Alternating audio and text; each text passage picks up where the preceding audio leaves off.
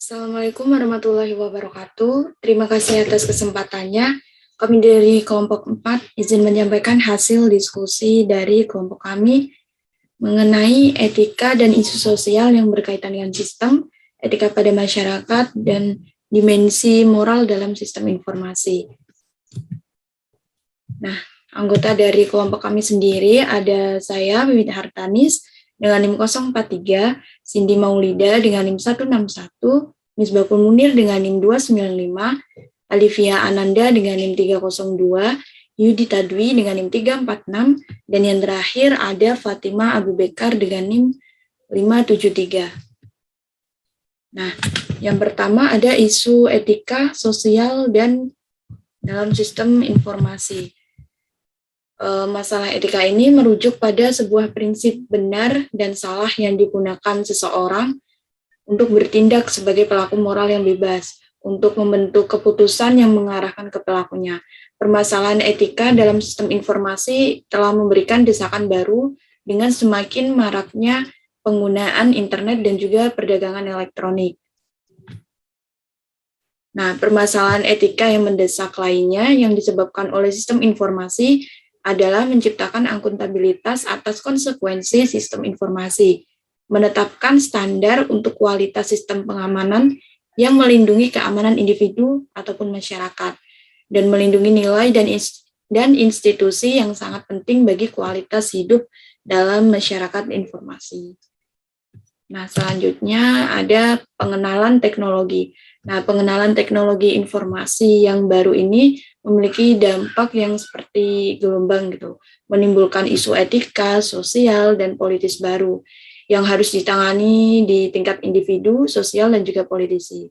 Isu ini memiliki 5 dimensi moral, yaitu ada hak dan kewajiban informasi, hak dan kewajiban kepemilikan, kualitas sistem, kualitas hidup, dan juga akuntabilitas dan pengendalian.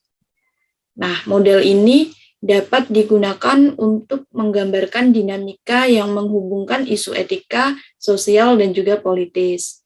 Model ini juga bermanfaat untuk mengidentifikasi dimensi moral yang utama dari teknologi informasi yang saling melintasi berbagai tingkatan tindakan individu sosial dan politis.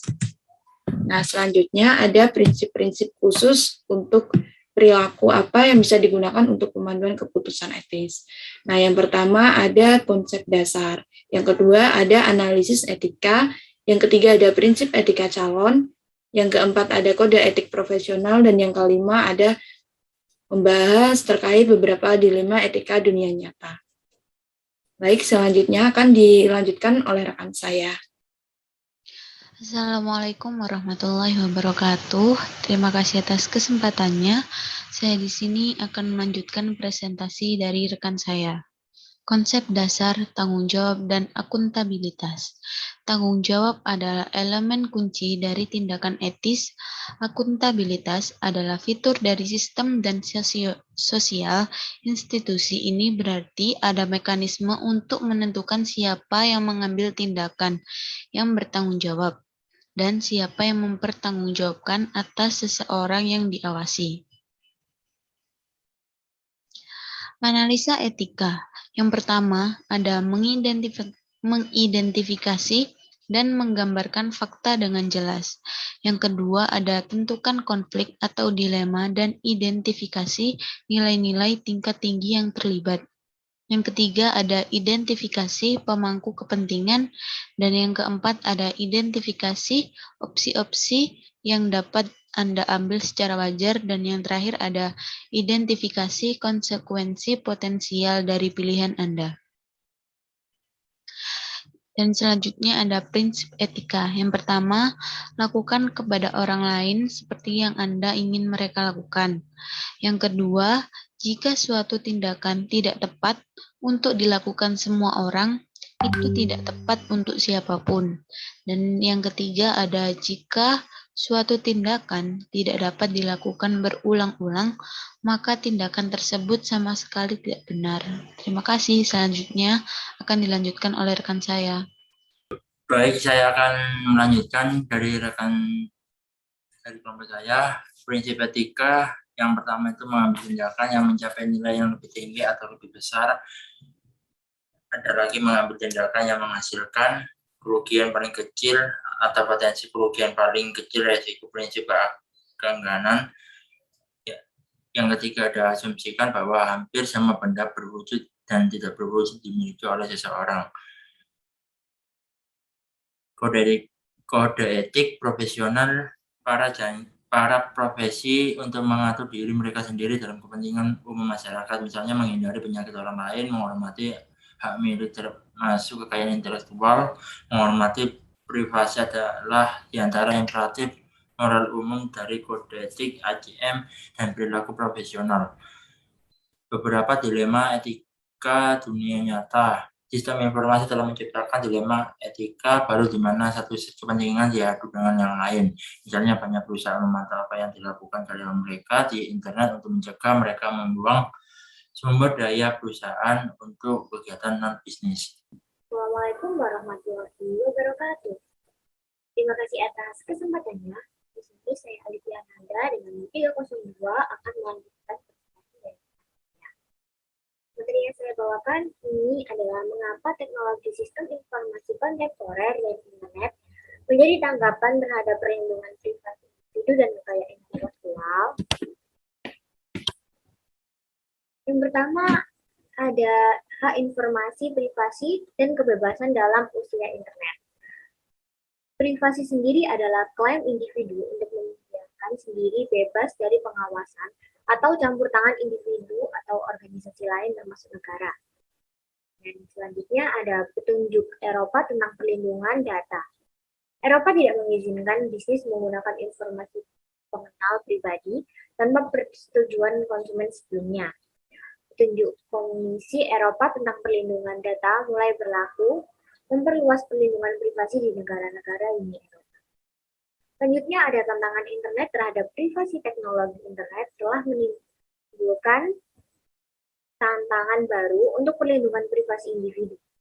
Informasi yang dikirim melalui jaringan-jaringan yang luas ini dapat melewati banyak sistem komputer yang berbeda sebelum mencapai tujuan akhirnya. Yang terakhir ada solusi teknis untuk sebagian besar. Solusi teknis ini telah gagal melindungi pengguna agar tidak dilacak saat mereka berpindah dari satu situs ke situs lainnya. Mengapa? Karena meningkatkan kritik publik terhadap pelacakan perilaku, penargetan iklan, dan kegagalan industri untuk mengatur diri sendiri, perhatian telah beralih ke browser.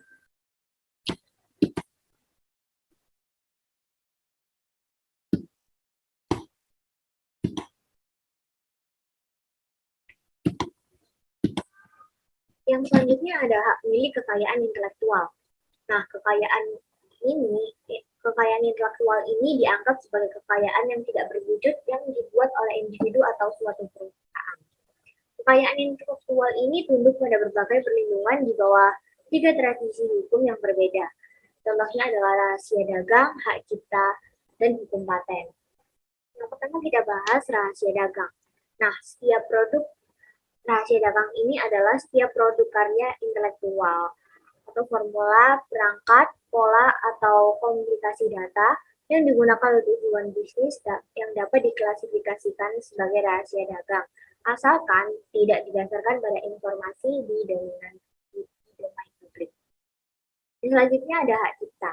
Nah, hak cipta ini adalah sebuah hibah menurut undang-undang yang melindungi pencipta kekayaan intelektual agar karyanya ini tidak disalin oleh orang lain untuk tujuan apapun selama hidup pencipta ditambah 70 tahun ditambah setelah kematian penciptanya.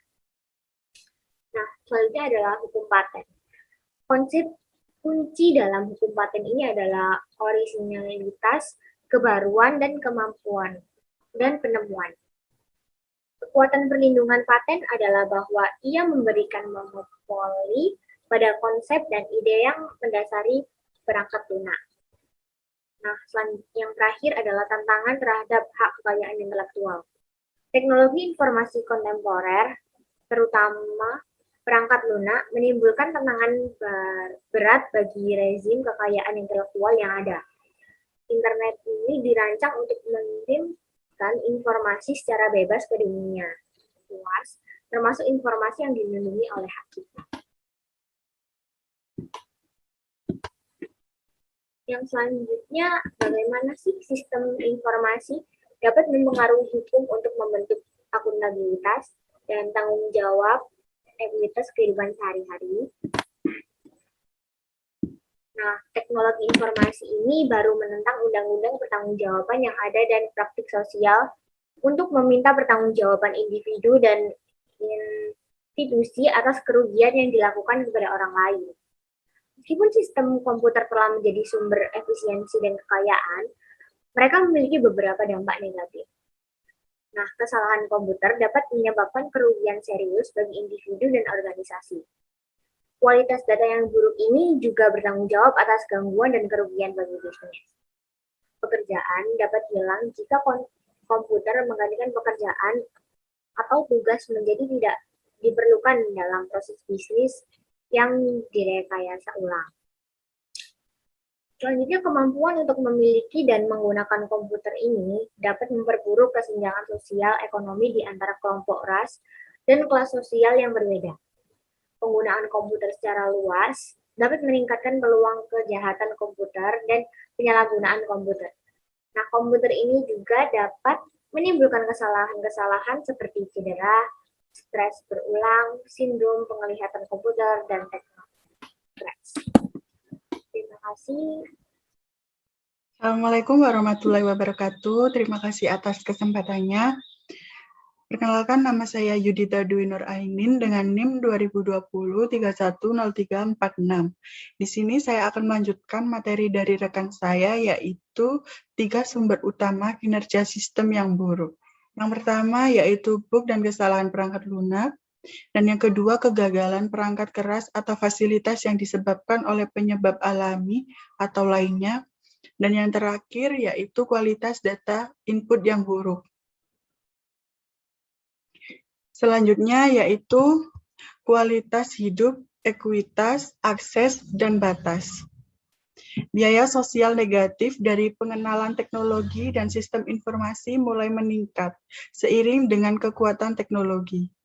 Banyak dari konsekuensi sosial negatif ini bukanlah pelanggaran hak individu atau kejahatan properti. Namun demikian, konsekuensi negatif ini bisa sangat berbahaya bagi individu, masyarakat, dan institusi politik. Komputer dan teknologi informasi secara potensial dapat menghancurkan elemen berharga dan budaya dan masyarakat kita, bahkan ketika mereka membawa manfaat bagi kita. Materi selanjutnya yaitu ketergantungan dan kerentanan. Saat ini, bisnis, pemerintah, sekolah, dan asosiasi swasta kita seperti gereja sangat bergantung pada sistem informasi dan manajemen dan perusahaan jaringan. Oleh karena itu, sangat rentan jika sistem ini gagal. Sekolah menengah misalnya, semakin banyak menggunakan dan mengandalkan perangkat lunak pendidikan, hasil tes sering disimpan di luar kampus. Jika sistem ini dimatikan, tidak ada struktur atau konten pendidikan cadangan yang dapat menggantikan hilangnya sistem. Dengan sistem yang sekarang ada di mana-mana, seperti sistem telepon, sangat mengejutkan untuk diingat bahkan tidak ada kekuatan pengaturan atau penetapan standar yang serupa dengan telepon, listrik, radio, televisi, atau teknologi utilitas publik lainnya. Tidak adanya standar dan kekritisan beberapa aplikasi sistem mungkin akan menimbulkan tuntunan akan standar nasional dan mungkin pengawasan peraturan. Baik, terima kasih atas kesempatannya. Saya Fatima Abu Bakar dengan NIM 2020-310573 akan melanjutkan presentasi dari rekan saya. Yang berikut ada ketergantungan dan kerentanan. Saat ini, bisnis, pemerintah, sekolah, dan asosiasi swasta kita seperti gereja sangat bergantung pada sistem informasi. Oleh karena itu, sangat rentan jika sistem ini gagal. Tidak adanya standar dan kekritisan beberapa aplikasi sistem mungkin akan menimbulkan tuntutan akan standar nasional dan mungkin pengawasan peraturan.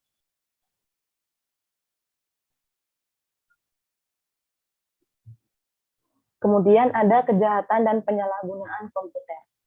Kejahatan komputer adalah tindakan ilegal melalui penggunaan komputer atau terhadap sistem komputer. Komputer atau sistem komputer dapat menjadi objek kejahatan untuk menghancurkan pusat komputer perusahaan atau file komputer perusahaan, serta alat kejahatan yaitu mencuri daftar komputer dengan secara ilegal mendapatkan akses ke sistem komputer menggunakan komputer rumah. Kemudian ada ketenaga kerjaan, teknologi, trickle down, dan rekayasa ulang kehilangan pekerjaan. Di sini mencatat bahwa mendesain ulang proses bisnis telah menyebabkan jutaan manajer pabrik tingkat menengah dan pekerja administrasi kehilangan pekerjaan mereka. Seorang ekonom telah mengemukakan kemungkinan bahwa kita akan menciptakan masyarakat yang dijalankan oleh elit teknologi tinggi profesional korporat kecil. Baik, sekian dari presentasi kelompok kami. Kurang dan lebihnya kami mohon maaf. Wassalamualaikum warahmatullahi wabarakatuh.